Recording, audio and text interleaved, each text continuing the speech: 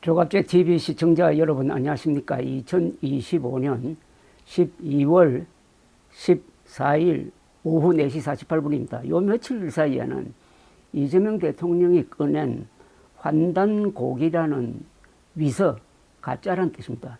위서 이야기를 가지고 정치권에서 서로 티각태각하고 있습니다. 이거는 다른 사원보다는 문화와 예술, 역사 이런 분야니까 그래도 좀 다른 차원에서 흥미가 있습니다. 우선 이 이야기가 왜 나왔는지 거두절미하지 말고 그 당시 상황을 한번 정리하고 나서 논점을 정리하는 게 맞다고 생각했습니다. 이재명 대통령이 지난 12일 정부 부처 업무 보고를 받는 현장에서 환단고기 이야기를 꺼냈는데, 환단고기는 당군 고조선 이전의 시대를 주로 다룬 책으로서 1911년 계연수라는 인물이 저술한 것으로 알려져서나 역사학계에서는 가짜로 보고 있습니다. 그러나 제야사학계에서는 환단고기를 실제 역사로 보고 주장을 하는 이들이 적지 않습니다. 이 대통령은 그날 업무보고에 참석한 박지향 동북아 역사재단 이사장에게 환단고기에 관하여 물었습니다. 동북아 역사재단은 중국의 동북공정, 일본의 독도 영유권 주장에 맞서기 위해 설립된 연구기관입니다. 이재명 대통령은 역사교육과 관련해서 무슨 환빠 논쟁이 있죠라고 물었습니다. 서울대 서양사학과 교수 출신인 박지향 이사장은 저는 잘 모르겠습니다라고 했습니다. 이 대통령은 왜 몰라요? 그거 있잖아요. 당군 환단고기 그 주장하고 연구하는 사람들을 비하해서 환빠라고 부르잖아요 라고 했습니다. 박 이사장도 이 대통령의 추가 설명에 환빠와 환단고기에 대해서 알고 있다고 이야기했습니다. 이 대통령은 이어서 그런 데는 동북아 역사재단은 특별한 관심이 없는 모양이라면서 고대 역사 부분에 대한 연구를 놓고 지금 다툼이 벌어지는 거잖아요 라고 했어요. 이게 좀 문제입니다. 완전히 이것은 가짜라고 거의 판정이 난 걸 가지고 다툼이 벌어지고 있다고 하니까 이 동격으로 취급하는 뉘앙스입니다. 이 대통령은 이어 동북아 역사재단은 고대 역사 연구를 안 합니까? 라고 물었어요. 박 이사장은 열심히 하고 있습니다. 대통령님 말씀은 소위 제야 사학자들이라고 하는 그분들 이야기인 것 같은데, 그분들보다는 전문 연구자들의 이론이 주장이 훨씬 더 설득력이 있기 때문에 저희로서는 전문 연구자들의 의견을 받아들일 수밖에 없습니다라고 했어요. 환단고기를 위서로 보는 연구자들의 의견을 존중한다는 그런 뜻이었습니다. 이에 이재명 대통령은 증거가 없는 건 역사가 아니다 라고 했고, 박 이사장은 일단은 역사는 사료를 중심으로 하고 있다고 설명을 합니다. 이 대통령은 사료가 물리적 증거를 말하는 건지 역사적 문헌에 있는 걸 증거라고 하는 건지는 논쟁거리라고 했는데, 박 이사장은 기본적으로 문헌 자료를 중시하고 있다고 하니까 이 대통령은 다시 환단고기는 문헌이 아닌가라고 물었습니다. 마치 환단고기가 설득력이 있는 어떤 자료가 된다는 생각을 드러낸 겁니다. 박 이사장은 모든 역사가 다 사실을 기록하고 있지는 않습니다. 그래서 많은 연구자들이 그 기록이 사실인지 아닌지에 대해서 논란을 벌이고 있습니다. 물론 모든 게 다 정확하게 이것은 맞고 저것은 틀리다 이런 것은 없습니다. 저희 재단에서도 한때 소위 제야 사학자들하고 협력한 적이 있습니다만 결과가 별로 좋지 않았습니다라고 했습니다. 이재명 대통령은 너무 심하게 싸웠나? 라고 하면서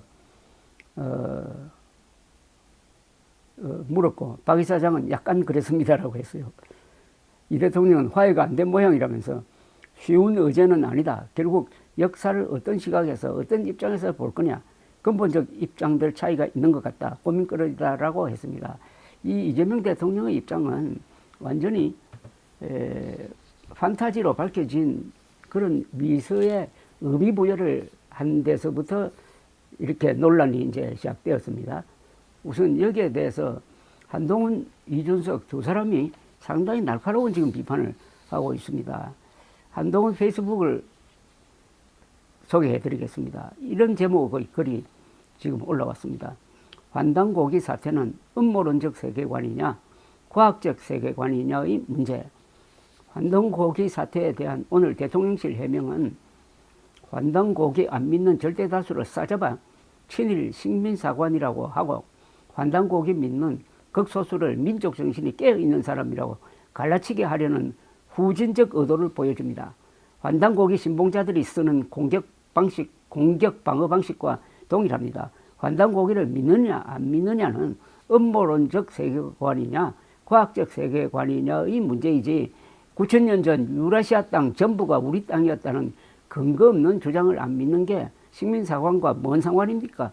그리고 이재명 대통령은 본인이 말했다시피 일배하던 사람입니다. 국민들 상대로 위서 환단고기 꺼내들고 갈라치기 역사관 강요하기 전에 이재명 대통령은 자신의 일배 역사관을 아직 유지하고 있는지 혹시 바꿨다면 언제 왜 바꾼 건지 답해야 합니다. 역사 가지고 장난치면 안 됩니다. 오늘 대통령실 해당 브리핑은 이렇습니다.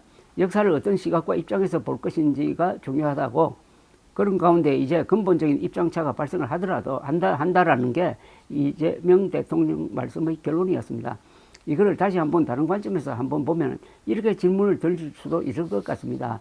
예를 들면 친일에 협력했었던 사람들에게 과연 그런 주장들은 어느 문헌에 있고 또 어느 전문 연구가가 주장을 하고 있는 것인지 아니면 위안부는 본인들이 원해서 한 것 아니냐라는 주장은 어느 문헌에 나와 있고 또 어느 전문 연구가가 주장을 하고 있는 것인지 독도는 일본 땅이라는 주장에 대하여는 어떻게 생각하는지를 묻지 않을 수가 없을 것 같습니다. 여기 왜 이런 이야기가 나왔는지 오히려 화를 부르는 그런 주장이네요.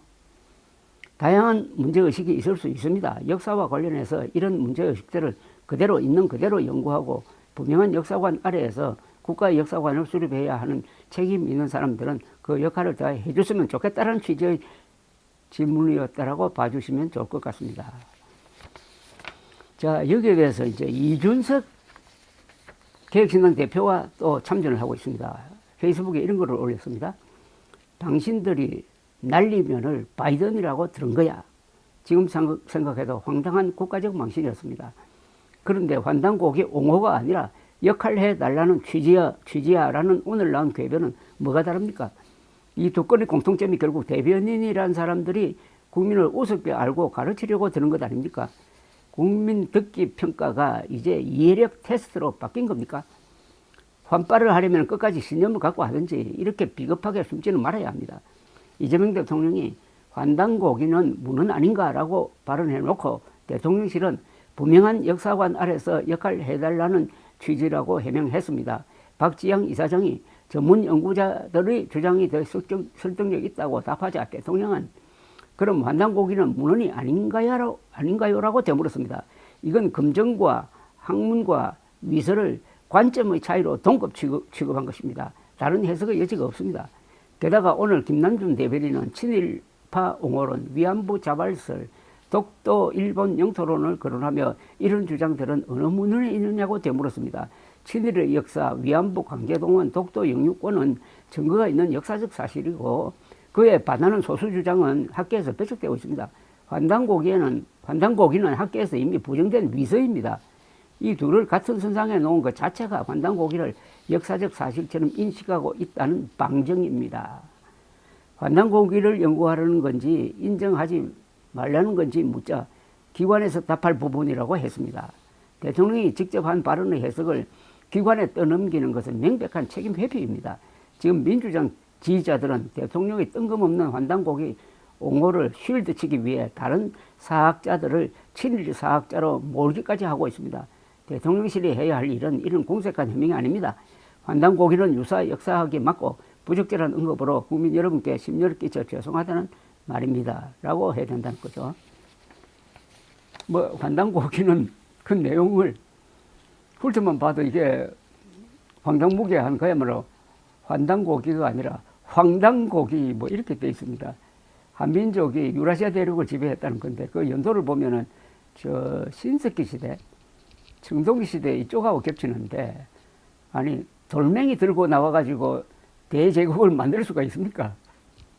그것보다는 우리 민족사의 2대 성취, 두 전성기, 신라의 삼국통일, 그리고 대한민국 건국, 요 두 개를 연구하는 게 옳습니다. 환단고기에 설 시간을 삼국사기 읽으면서, 그리고 대한민국 역사를 읽으면서 얼마나 한민족이 위대한 일을 세계 앞에서 했는지, 그러면은 웅장한 마음이 생기고 이런 환단고기 같은데 빠질 시간이 없습니다.